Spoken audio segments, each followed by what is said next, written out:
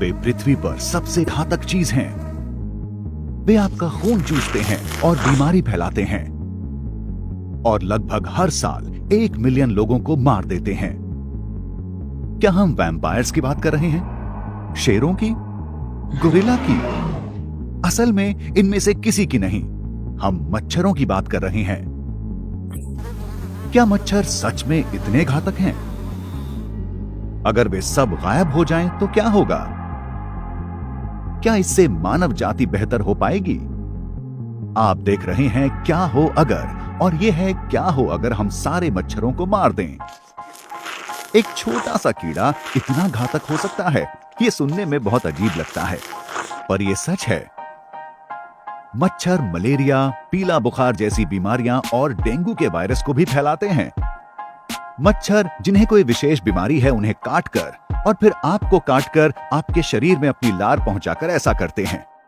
ये लार फिर आपके खून में घुस जाती है, जिससे आप उस वायरस या बैक्टीरिया की चपेट में आ जाते हैं जो कि उस मच्छर ने उठाए हैं। वे सिर्फ मनुष्यों को ही नुकसान नहीं पहुंचाते, विश्व भर में जानवर और खेतों के मवेशियों को भी मच्छरों से बहुत नुकसान पहुंचता है। उनका एक बार काटना ही जानलेवा हो सकता है। तो हम इन कीड़ों से पीछा कैसे छुड़ाएं? सबसे पहले हमें यह पता लगाना होगा कि पूरे विश्व में कितने मच्छर हैं। यह पता करना बहुत कठिन है। ऐसा अनुमानित है कि अकेले अलास्का में ही इनकी गिनती 7 ट्रिलियन है। हाँ, अलास्का, ये सही है।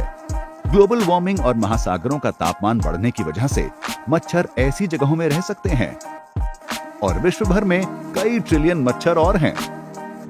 हम बहुत से तरीकों से उनसे अपना पीछा छुड़ा सकते हैं। चमगादड़ बिना किसी खतरे के मच्छरों को खाते हैं।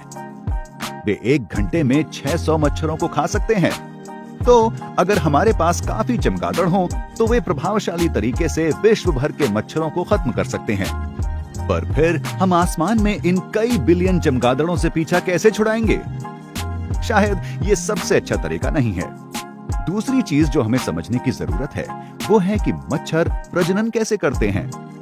आपको लगता होगा कि वे आपका खून इसलिए चूसते हैं क्योंकि हमारा स्वाद अच्छा होता है और वे भूखे होते हैं, पर असल में अपना पेट भरने की जगह वे ऐसा अपने लार्वा के लिए कर रहे होते हैं। तो अगर हम किसी तरह अपने खून से पीछा छुड़ा लें, रुकिए, मुझे पता है ये कहां जा रहा है।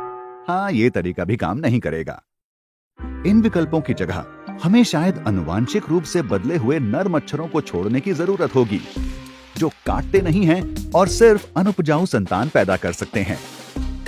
ऐसा करने में कई साल लग सकते हैं, पर कई आनुवांशिक रूप से बदले हुए मच्छरों के अनुपजाऊ संतान पैदा करने के साथ अंत में मच्छर पूरी तरह से खत्म हो जाएंगे।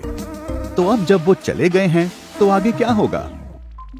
कई मिलियन लोग हर साल न बीमार पड़ेंगे और न मरेंगे।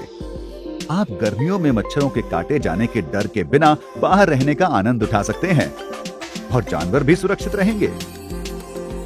ये सही है, अगर हम मच्छरों से पीछा छुड़ा लें तो कई बुरी चीजें नहीं होंगी, पर जीवन चक्र और बाकी चीजों का क्या होगा? क्या मच्छर फूड चेन में अपना सहयोग नहीं देते?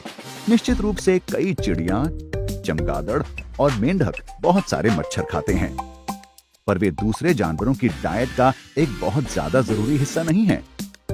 और ये जानवर मच्छरों के बिना जिंदा रह सकते हैं।